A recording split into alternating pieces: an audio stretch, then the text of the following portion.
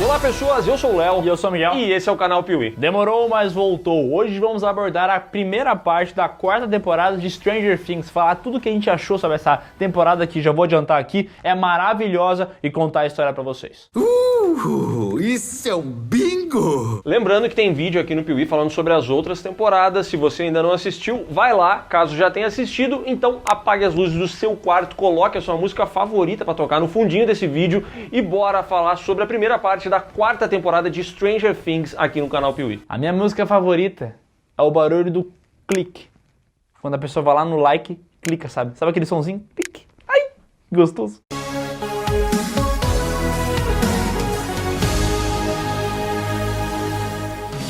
Brasil é sinônimo de samba, caipirinha e principalmente futebol. Brasil! E se você curte futebol, você precisa conhecer o OneFootball, o aplicativo que todo boleiro tem que ter. E eu nem sou boleiro, mas eu tô querendo ter também. Vai! Muito bom. Com o OneFootball você assiste jogos de várias ligas no seu celular totalmente de graça e em alta qualidade. E aí você vai falar assim, Piuí, mas agora as ligas europeias estão todas paradas, eu não vou ter o que fazer. Vai sim, porque o mercado de transferências europeu tá bombando, entendeu? É Lukaku pra lá, é Cebolinha pra cá e você vai receber tudo isso em primeira mão ali no seu celular. Você pode confiar no Léo, porque de fato ele é boleiro, tá? Ele falou essas coisas, ele conhece isso. Eu não sei do que ele tá falando, mas eu sei que é verdade. Lukaku? Ah, aquele youtuber? Cebolinha? Ah, da Mônica. Isso! Acertou, miserável. Tá aí o tal do Brasileirão que o pessoal fala.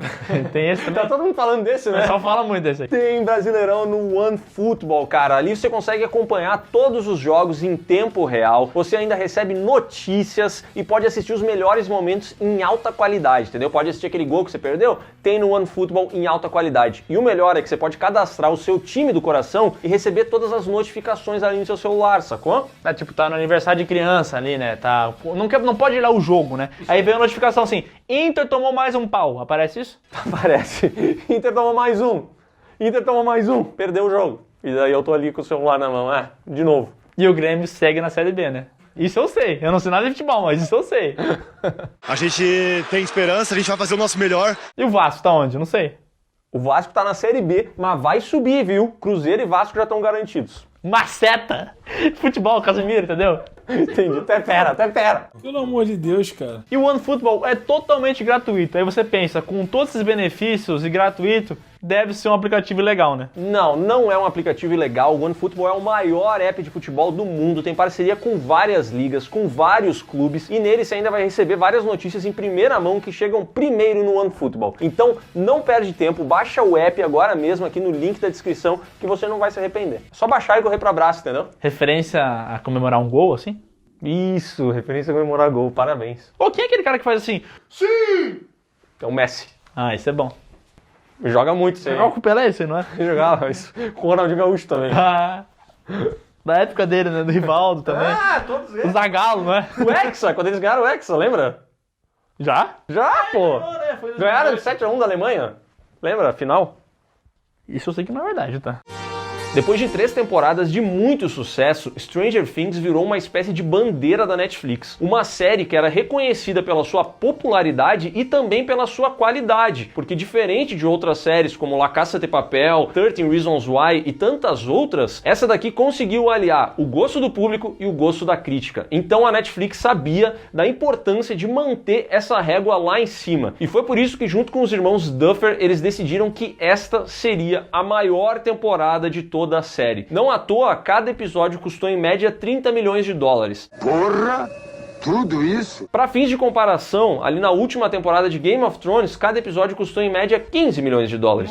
Ah, isto é coisa de pobre. Ou seja, é muita grana. E além disso, os episódios também ficariam muito mais longos. Foi justamente por isso que essa temporada precisou ser cortada em 2 partes. A primeira com 7 episódios, a segunda com os últimos 2, lançados apenas 30 dias depois dos 7 anteriores. E aí começou aquele burburinho de, peraí, vocês precisam de 30 dias a mais pra finalizar os 2 últimos episódios? Isso aí vai dar merda, né? Não vai dar, pai, não vai dar essa porra, rapaz. É claro que eles não precisavam, né? Eles só queriam realmente fazer o pessoal aguardar, entendeu? Porque a Netflix não quer dar o braço a torcer nesse negócio de lançar tudo de uma vez só. Aí eles fizeram, não, tem que terminar. Tem que terminar nada. Tá pronto já.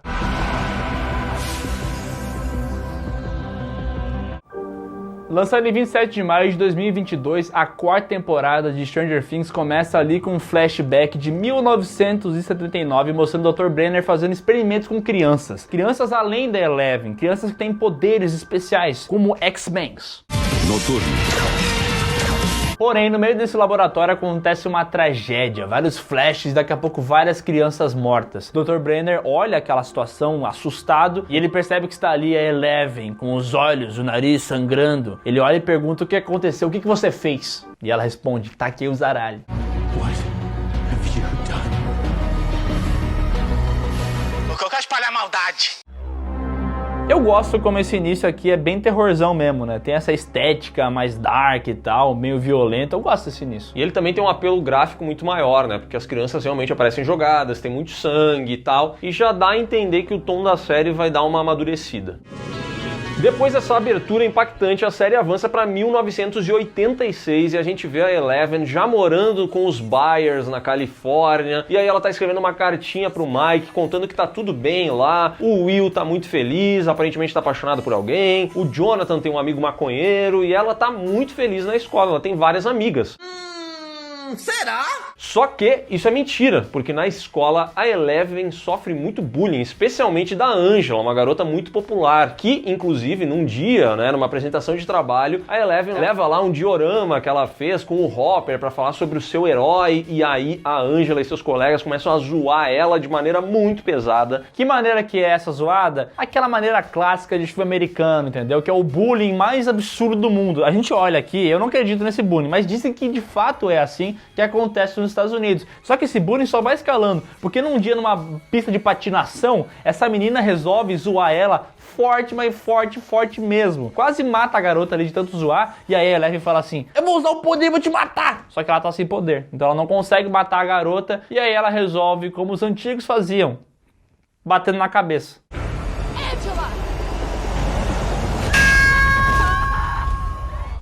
Enquanto isso, em Hawkins, o Mike e o Dustin entram para um clube de RPG, um clube Hellfire, que é comandado ali pelo mestre Ed Manson, que é um cara que é uma cruza de nerdola com roqueiro, entendeu? I'm gonna flip him the bird. I'm gonna snatch that diploma. I'm gonna run like hell out of here. Melhor personagem dessa temporada. Um personagem muito bom, ele é bem excêntrico e tal, ele é muito divertido, assim, e dá pra ver que essa série também agora pega referências pra construção de personagens, porque esse cara aqui é muito baseado no Ed Van Halen com uma cruza de Ozzy Osbourne, entendeu? Ele é muito parecido. O cara é foda, patroa. E esse cara é um mestre de RPG. Ele tá organizando uma partida que vai ter ali com o Dustin, com o Mike e com o Lucas. Ele tá falando como é que vai rolar e tal. Só que o Lucas deu uma boa crescida do último ano até essa temporada, e aí ele tá jogador de basquete, entendeu? Ele tá bom pra caramba, tá fortinho, e aí ele acaba virando jogador de basquete do time da escola. Então ele tem que dividir a tarefa dele de jogador de RPG e nerd com esse negócio de ser atleta. So you want to be stuck with the nerds and freaks for 3 more years? We are nerds and freaks. Yeah, but maybe we don't have to be. Que é isso, meu filho? Calma. Só que isso não funciona, porque os maneiros não se misturam com os nerdolas. E aí, enquanto o Lucas tá lá participando de uma grande final do jogo de basquete dele, os garotos acabam substituindo ele pela sua irmã, a Erika, no grande encerramento dessa campanha de RPG, que é a batalha contra o Vecna, um vilão muito poderoso. Vecna just decimated us. We can't kill him with 2 players. You too? He only has 15 hit points left. Don't be pussies. Eu adoro como o Stranger Things vai evoluindo em cada temporada, seja em cinematografia, em direção, edição. E nesse primeiro episódio aqui, a gente vê uma parada muito legal, que é o quê? O Lucas tá jogando basquete, ao mesmo tempo que o pessoal tá ali jogando a partida de RPG. Então eles vão fazendo esse negócio de contraponto, de mudando a cena e tal, linkando os acontecimentos, e é muito legal, né, cara?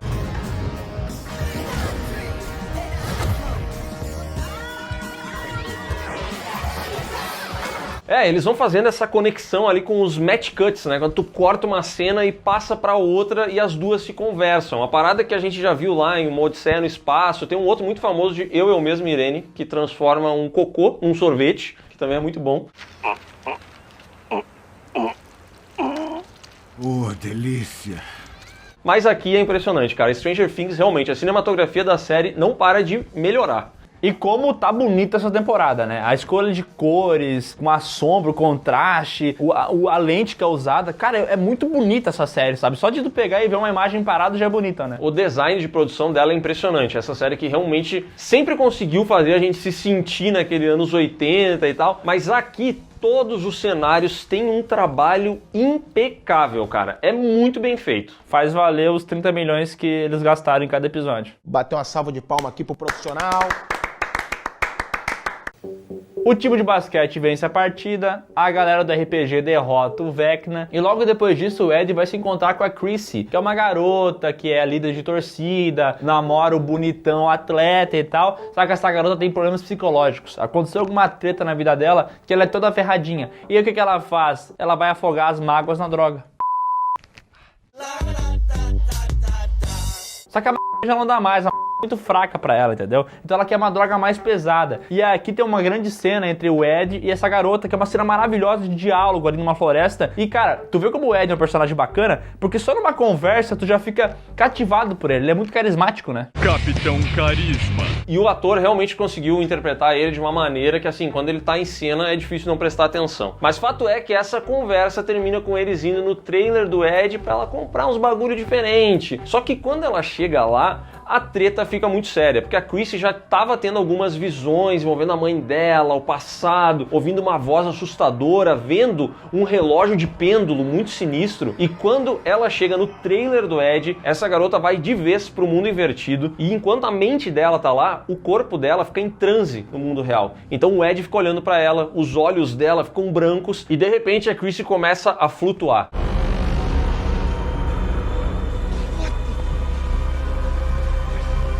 No mundo invertido, ela é atacada por uma criatura bizarra e cheia de tentáculos. E no mundo real, o corpo dela, os ossos dela começam a se quebrar, os seus olhos explodem e ela cai no chão morta. Depois disso, o Ed entra em pânico, sai correndo dali e se torna o principal suspeito pela morte da Chrissy. Eu sou um cara fudido.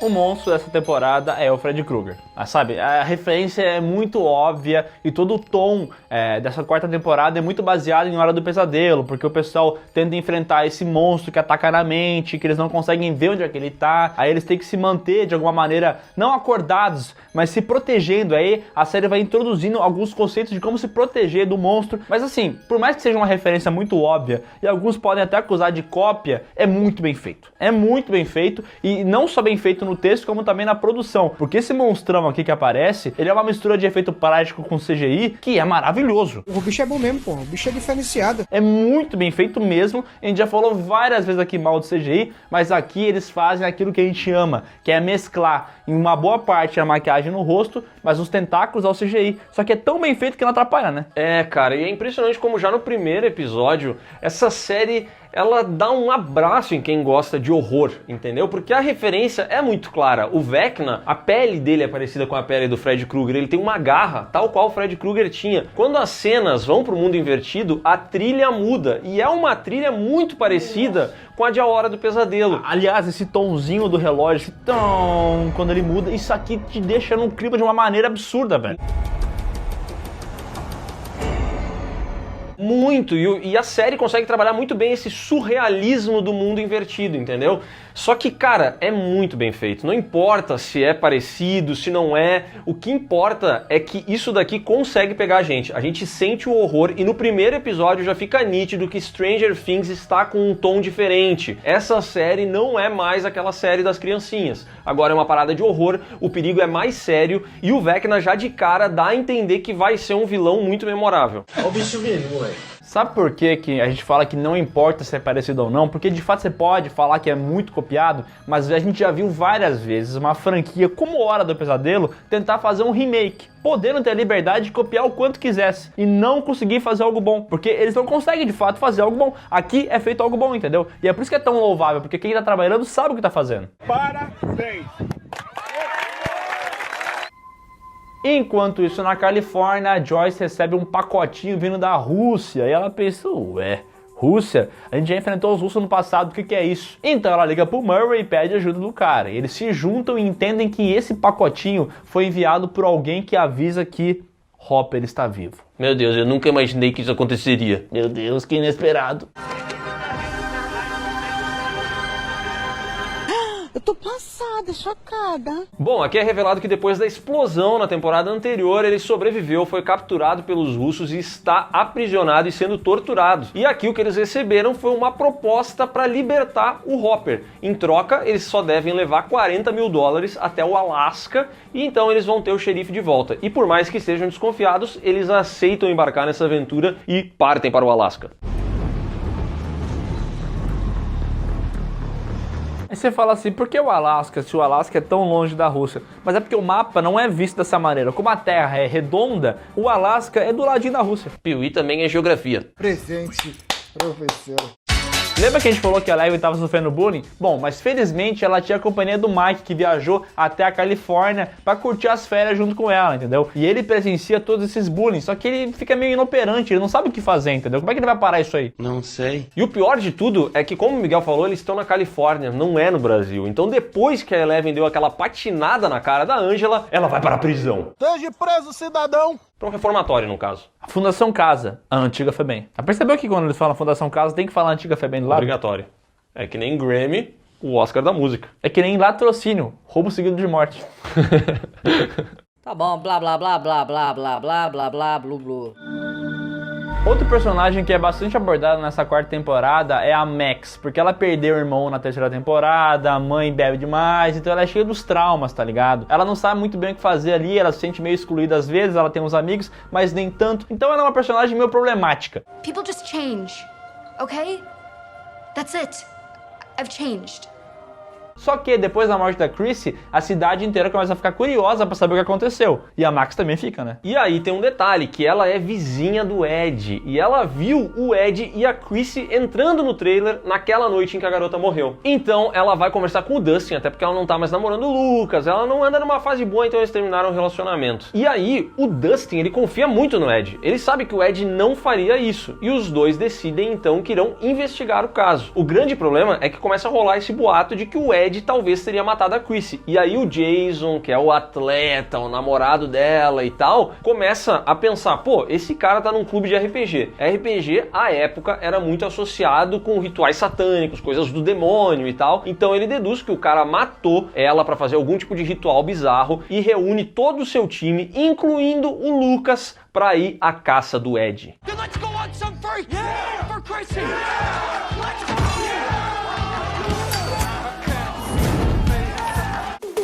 Além de ser muito divertido, o Ed Manson é baseado numa pessoa real. Damon Eccles é o homem que ficou 20 anos no corredor da morte, acusado de ter matado 3 escoteiros num possível ritual satânico. Depois ele foi inocentado, mas o pessoal perseguia ele. E esse negócio que o Léo falou, do RPG ser visto como uma coisa do capeta, de fato aconteceu nos anos 80, né? Porque tinha caveira, tinha monstro, tinha os diabinhos, então o pessoal falava, isso aqui é coisa do diabo, entendeu? Não pode jogar isso aqui. Capeta. Em paralelo a isso, a Nancy começa a investigar a situação com seu amigo Fred, o nerd de óculos, né, como tem em todos os filmes, porque ela é jornalista, ela quer entender o que aconteceu, ela entrevista o vizinho do Ed, pergunta o que rolou, ele meio que fala que, bom, mas o Ed é um cara gente fina, ele não faria isso e tal, então rola essa investigação. Let me tell your side of the story. Porém, o Fred, esse amigo da Nancy, acaba tendo visões estranhas também. Ele começa a ter um negócio ali, um trauma envolvendo um acidente de carro, que ele se envolveu no passado e tal, até que ele é capturado, assim como aquele da Chrissy foi. E ele morre, tudo quebradinho, que nem bolacha creme cracker. Fred Krueger caça as pessoas e usa um medo para atacar. Aqui o Vecna utiliza o lance do trauma. Todo mundo que tem um trauma no passado, que fica se martirizando por causa disso, ele usa essa parada para poder atacar a pessoa, entendeu? Murderer. Murderer. Murderer. E é um vilão muito mais interessante do que os outros que já foram mostrados na série, justamente por não precisar de um hospedeiro. Então é ele não precisa do Will, ele não precisa do Billy, ele não precisa de ninguém. É o Vecna em pessoa, entendeu? Então ele acaba sendo muito mais memorável que os outros. Uma coisa eu tenho certeza, que eu sou inesquecível. O Fred morre, mas pelo menos nesse rolê, a Nancy descobre a existência de Victor Creel, um cara que no passado foi acusado de ter cometido alguns crimes muito parecidos com a morte da Chrissy. Então ela tem uma pista. It's just, this demon wasn't any old demon. It was Vecna. O Dustin confia muito no Ed, então ele se junta com a Max, Steve e Robin, aquela dupla maravilhosa que se formou na terceira temporada e que agora trabalha numa locadora e tal, ficam ali fazendo piadinha junto, mas eles têm uma missão muito maior, que é descobrir o que tá rolando. E depois dos relatos de como é que são os ataques e tal, o pessoal começa a desconfiar que tudo isso tem a ver com o mundo invertido. Outra vez? E assim o Dustin batiza o vilão de Vecna, que parece o nome de um vermífugo, né? Parece. The curse. Vecna's curse. Qualidade comprovada, é Gimo. E eles também percebem que todas as vítimas apresentam alguns sintomas antes de serem capturadas pelo Vecna, que é uma dorzinha de cabeça, um sangramento nasal, alguns pesadelos, e veja só, a Max está passando exatamente por todas essas condições. E é aí que ela começa, inclusive, a ter visões com o Vecna.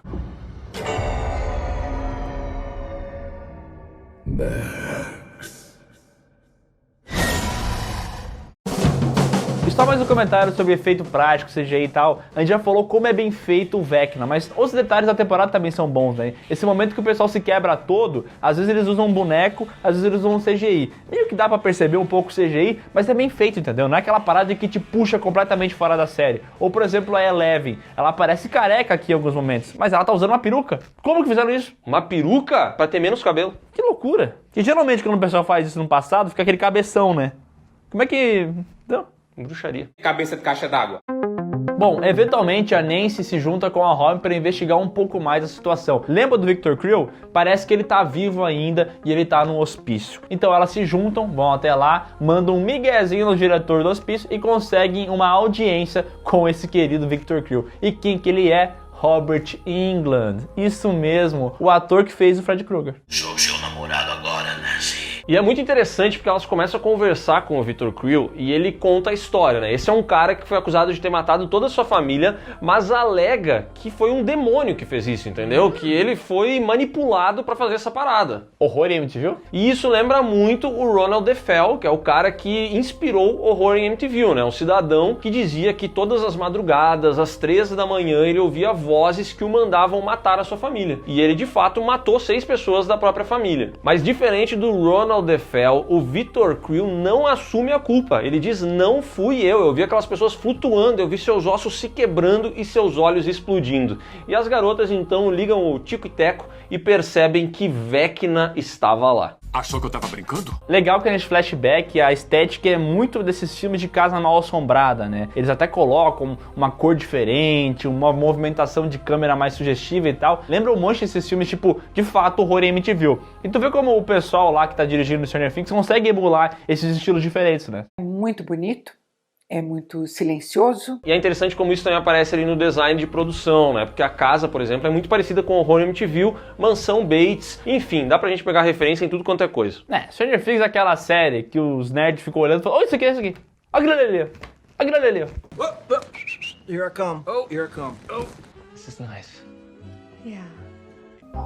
Voltando à história, Eleven deu uma patinada na cabeça da garota. E para não ser detida, para não ser presa, aparece o Dr. Sam Owens, que era o cara que liderava as paradas lá de experimentos depois que o Dr. Banner tinha supostamente falecido, né? E aí ele ficou cuidando dela e tal, só que depois eles se separaram, entendeu? Ela foi viver a vida normal. Só que ele volta e fala o seguinte, minha amiga, tu tá sem poder, né? Mas eu posso te ajudar a recuperar isso aí porque tem um mal muito maior pra acontecer. E se tu não tiver teus poderes, vai dar merda. I don't have my powers. What if I told you there was a way to bring them back? E ele consegue convencer a Eleven de que isso vai ser importante. Ela se junta ao Sam Owens ali, eles param, eles interrompem aquela ida dela ao reformatório, sequestram a garota e levam ela para um laboratório secreto. E é lá que a Eleven reencontra o Dr. Brenner, que vai comandar esses experimentos. Ele tinha morrido? Eu voltei! Ele tinha morrido, mas ele tinha revivido ainda na terceira temporada e agora ele retorna aqui e conversa com ela e fala, ó, a gente precisa reviver os seus traumas para que você possa recuperar os seus poderes. Então ela vai mais uma vez para uma câmara de privação sensorial, onde ela vai reviver muita coisa da sua infância, muita coisa daquele laboratório. Well, look who finally decided to join us. E para mostrar essas cenas, a série utiliza uma técnica de fazer ela mais jovem, né? Tu vê que tem um CGI ali e tal, não é um CGI perfeito, mas é bem feito, assim, dentro das suas limitações, né?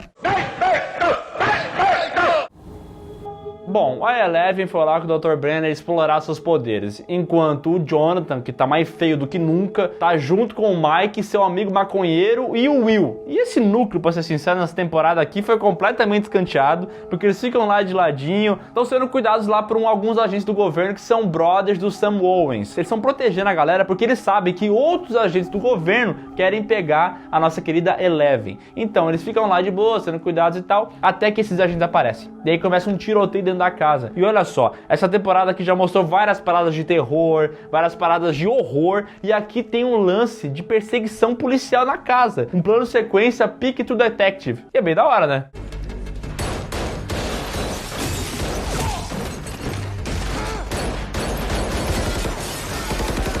Que satisfação, Aspira. É muito bem feito e realmente esse núcleo aqui, depois que a Eleven se separa, ele fica esquecido no churrasco, entendeu? Dá a entender que quando tiver a segunda parte e quando eles se reencontrarem com as outras pessoas, aí sim eles vão receber muita atenção. Sabe o que me incomoda? Porque aqui tem esse personagem de ser Argyle, que é o maconheiro, né? E ele é o maconheiro ponto. Entendeu? Quando a gente pega o Ed, ele é o roqueiro, ele é meio nerd, ele tem várias características. Mas o Argyle é maconheiro só, entendeu? Seu maconheiro, seu merda! É, ele tá aqui pra fazer uma ou outra piadinha, mas de modo geral, eles ficam aqui escapando desses agentes e tudo mais, até que eles descobrem um número de telefone que os leva até uma conexão de internet que tem a localização da Eleven. Só que pra isso, eles precisam da ajuda de alguém que manje de computador. E é aí que eles vão atrás da Suzy, a namoradinha do Dustin. E esse núcleo morreu aqui nessa parte da temporada. Na próxima a gente vai ver o que acontece. Mas aqui foi isso que eles entregaram e ponto. É só isso. A gente espera que na segunda parte eles explorem um pouco mais.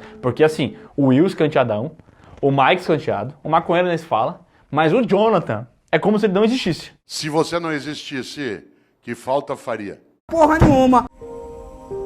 Mas em Hawks o bicho tá pegando fogo, porque a Max começa a ter mais visões, e visões estranhas, visões da mãe dela, do irmão dela, visões ali com o Vecna, ela começa a ficar realmente atormentada por esse bichão. E essa parte, esse drama, é muito bem conduzido. A mina que faz a Max manda muito bem, né? Braba essa, né? Ela é uma ótima atriz porque ela consegue fazer isso de uma maneira natural. Então a gente vê ela sofrendo com a perda do Billy, a gente vê ela sofrendo em casa e tudo mais, mas nunca cai na casa do exagero, sabe? Ela consegue ficar no tom correto. E conforme ela vai percebendo que ela pode morrer, porque ela tá visualizando o relógio com pêndulo, o Vecna tá cada vez mais presente nas visões dela, ela decide que vai escrever uma carta de despedida pra todo mundo. Então ela escreve uma carta pros seus amigos, uma carta pra sua mãe e uma carta pro Billy. E ela pede pra que levem ela até o cemitério pra ela poder ler essa carta pro Billy. E aqui tem um momento bem emocionante, né, dela fazendo um monólogo ali, no qual a Sadie Sink, que é a atriz, manda bem demais e é muito emotivo. E logo depois disso, a série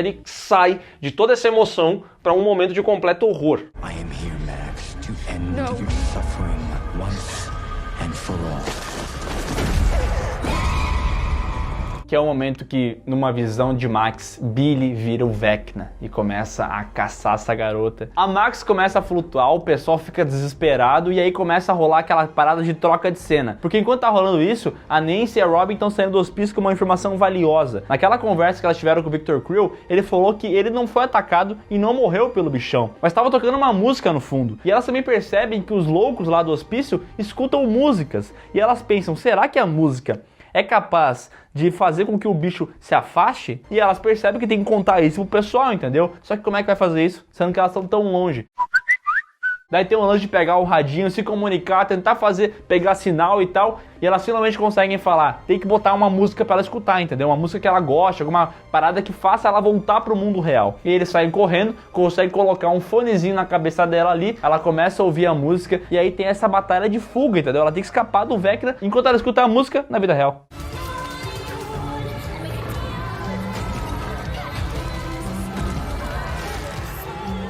Cara, essa é a cena mais poderosa já feita por Stranger Things. É muito boa. É impressionante, porque a garota tá no mundo invertido, sendo atacada pelo Vecna, e aí eles colocam um fone de ouvido nela, começa a tocar Running Up That Hill, e essa música ficou no top do Spotify logo depois da série e tal, mas essa versão que tá aqui na série, ela é diferente da original, porque junto ela tem uma orquestra.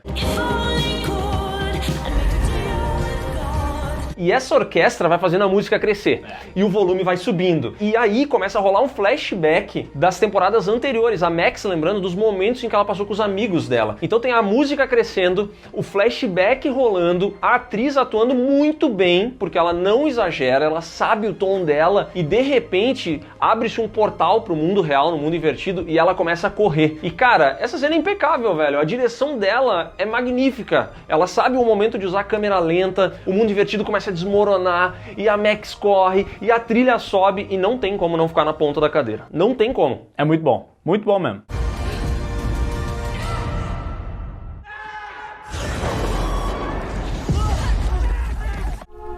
É importante falar que essa série é dividida em vários núcleos, e aqui tem mais um núcleo que começa a ser explorado, que é a Joyce e o Murray indo até o Alasca para ir resgatar o nosso querido Hopper. Lá eles encontram um piloto que vai fazer essa passagem entre Alasca e Rússia, e esse piloto é um desgraçado, né? Ele é um baita maldoso que tava só querendo se aproveitar do pessoal, porque assim que ele pode, ele coloca ali um remedinho para fazer dormir, um chá do pessoal, eles dormem e o piloto leva essa galera até a Rússia. Só que eles acordam no meio do voo, e aí começa esse negócio, nós temos que escapar daqui e tal. E aí, lá no passado, já tinha introduzido que o Murray fazia aula de karatê, só que ele só lutava contra criança.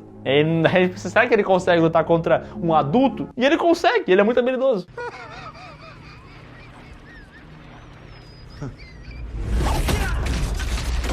E quando o avião cai, o Murray e a Joyce falam pro piloto aí, ó, tu vai ajudar a gente, nós vamos entrar lá, vamos resgatar o Hopper e tu vai fazer o teu papel bem caladinho aí. Você entendeu, velho? Porém, cara, esse piloto é muito desgraçado e tinha dedurado o Hopper, porque em paralelo ao resgate do Hopper, o Hopper tinha que fugir da prisão primeiro. E ele consegue fugir, depois de várias tentativas, ele consegue finalmente sair de lá. Só que a localização dele é encontrada pelos russos. Ih, rapaz. E aí eles prendem o cara, botam ele lá na prisão de novo. Aí o cara que ajudou ele é preso também. Só que tem uma nova coisa acontecendo aqui. Aparentemente os russos desenvolveram ou conseguiram buscar, não sei dizer, um novo Demogorgon. O Demogorgon russo.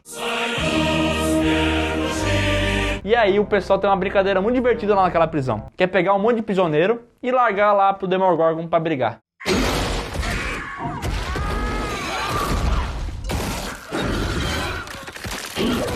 E é exatamente isso que eles fazem com o Hopper, o seu amigo. Ali começa uma grande batalha. O Hopper sabe que a única fraqueza que ele vai encontrar no Demogorgon é fogo, então ele dá um jeito de conseguir fazer fogo lá para poder fazer frente ao bichão. Só que mesmo assim o Demogorgon mata vários prisioneiros e chega uma hora em que não dá mais. O Hopper e o ajudante dele serão devorados. Mas é aí que o Murray e a Joyce conseguem se infiltrar nessa prisão, e enquanto o Murray rende os guardas, a Joyce corre pro abraço do Hopper, eles se reencontram e aí o núcleo deles fecha por aqui nessa primeira parte. É um casal fofo, né?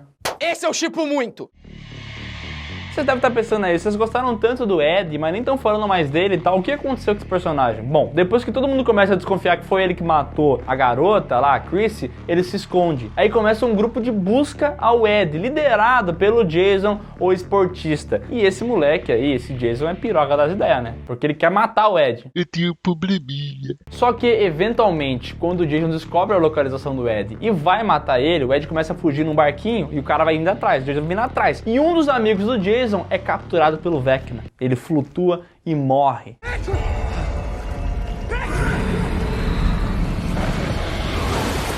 E aí, se o Jason fosse minimamente lúcido, ia perceber que o Ed não tinha nada a ver com isso, né? Mas não é o que acontece. Ele só se motiva mais ainda a caçar o Ed. Porque ele tá com o demônio no corpo.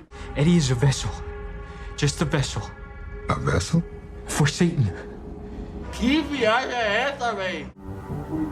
Bom, depois de retomar sua consciência, a Max começa a falar como que foi essa jornada dela no mundo invertido. E pela descrição das coisas e pelos desenhos que ela começa a fazer, a Nancy percebe que o Vecna se esconde na casa do Victor Creel no mundo invertido. Ele tá naquela região, ela consegue identificar algumas descrições da Max e tal. Meio bobo, né? Assim, tudo bem, tem um monte de coisa que os jovens descobrem, coisas que seriam impossíveis pra uma criança normal descobrir, mas essa parte dos desenhos, que ela desenha, eles conectam, meio Sherlock Holmes, eu acho too much às vezes. Parece que é uma... Tipo assim, tem que descobrir como é que é a parada. Aí vai lá e tira uma solução da bunda. Temos um Sherlock Holmes aqui. É muito similar aos desenhos de tentáculos que a gente teve em outra temporada, né? Mas aqui a Max desenha melhor. Pelo menos pelo desenho dela, pô, ela desenha bem, entendeu? Dá pra ver. Até demais. Enquanto isso tudo tá rolando, o Ed tá tentando escapar do Jason, tá indo pro meio do mato e ele acaba se reencontrando com o Dustin e com os seus amigos. E ali todos eles se juntam e percebem que a bússola deles está tendo algum tipo de interferência, tem algum campo eletromagnético ali rolando na floresta e isso provavelmente seja um portal. Então eles vão atrás desse portal e se dividem, porque aparentemente o portal está no lago. E aí o pessoal mais velho ali, o Steve, o Ed, a Robin, a Nancy, eles vão investigar a parada. Porém, o Steve acaba sendo sugado para dentro desse portal. Ele realmente existe, mas o Steve é sugado e aí os outros três mergulham e vão atrás para tentar salvar ele. E eles vão parar no mundo invertido.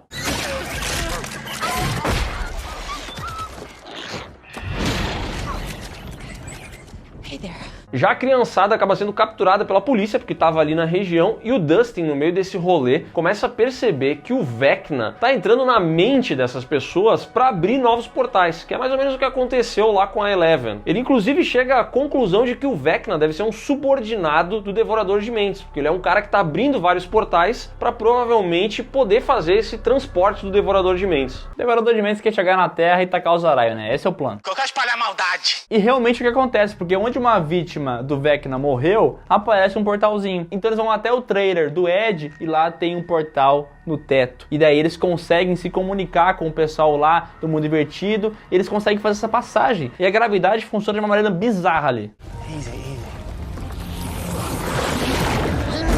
O grande problema é que nem todo mundo passa por esse portal. O Ed consegue, a Robin também, porém, quando a Nancy faz esse cruzamento de mundos, ela acaba indo parar naquela piscina onde a Barbie morreu e a gente percebe que ela não conseguiu sair do mundo invertido. Ela foi parar em algum outro lugar no meio dessa transição. E o Steve fica lá tentando ajudar ela, não consegue muito bem e acabou esse núcleo. Hey! Stay with me, Nancy! Hey! Nancy, wake up! Wake up, Nancy! Vecna. Bom, a série então corta pra Eleven, porque assim, a gente não falou muito, mas durante toda essa temporada a Eleven fez vários testes, revisitando o passado, tentando reativar os poderes. Lá ela conheceu um brother, um queridão, que fica ajudando ela. É um cara que trabalha no laboratório, mas aparentemente tem um bom coração. E a Eleven, como uma sozinha do caramba, acaba confiando nesse cara. Vai com ele pra cima e pra baixo, escuta o que ele fala. Até o momento que esse brother chega e fala assim: o Dr. Brender só quer que o pessoal aqui em volta te ataque, entendeu? Ele tá fazendo um plano aqui pra te ferrar. E tu acha que ele é teu papai, que ele gosta de ti. Então fica de olho no velho. Vamos escapar daqui, porque é isso que tem que fazer. E de fato é o que acontece. A Eleven se junta com esse cara, escapam de lá. E no meio do rolê a gente descobre que esse malandro que tava ajudando ela era o 001. Ele tinha poderes, ele era uma daquelas crianças testadas no laboratório e ele mata todo mundo.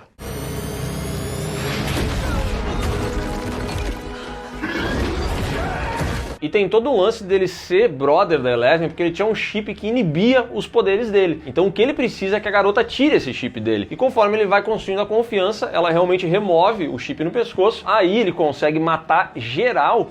E a Eleven, revivendo o dia do massacre, percebe que não foi ela que matou todo mundo como ela imaginava, entendeu? Foi o número 1. A culpa é toda sua. E aí ela percebe que ela tem que parar esse bichão, porque ele é muito malvado. E aí começa uma batalha entre os dois, uma batalha de poderzinho. Só que a Eleven tem um poderzão e ela consegue destruir esse cara, entendeu? Consegue mandar ele pro mundo invertido. E aí mostra que ele, nessa viagem do mundo invertido, começa a tomar vários choques, raios e tal. E ele começa a ficar com a pele deteriorada, começa a ficar destruído. Até que ele vira o Vecna.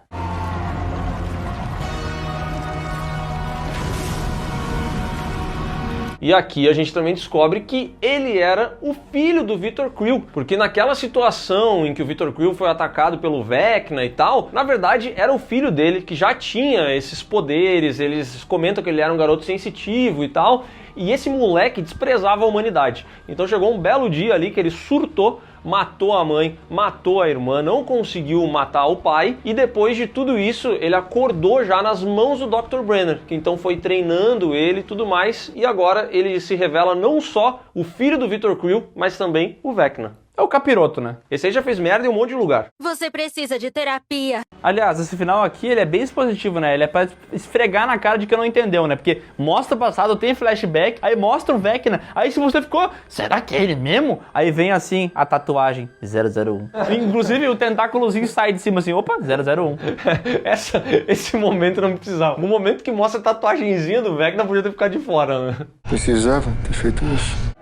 Essa foi a primeira parte da 4ª temporada de Stranger Things e ela foi muito bem recebida, muito bem avaliada por todo mundo que é crítico e até fã da série. Vou te dizer, por enquanto, minha temporada favorita. E vou dizer mais uma coisa, mordi a língua, porque quando eu vi que foi liberada a duração de cada episódio, eu achei que essa temporada ia ter muita barriga, que ela ia ser chata e tal, e no final das contas não é assim. Claro que tem partes que são muito chatas, partes que não evoluem tanto, como lá os maconheiros lá, que também é um núcleo todo escanteado, mas a série como um todo, e como criar uma nova história em si, poder fazer os próprios arcos sem se basear tanto, eu acho que ela é muito efetiva, né? Assim. Pra mim é muito interessante ver como Stranger Things amadureceu junto com seus atores e junto com a sua audiência. O tom da série mudou, agora ela tá muito mais pautada no horror e é muito mais interessante como eles conseguem criar uma ameaça de verdade para esses personagens. O Vecna é um vilão muito mais palpável do que era o Dart, do que era o Devorador de Mentes e o próprio Demogorgon, entendeu? Essa personificação dele, inclusive utilizando o número 1,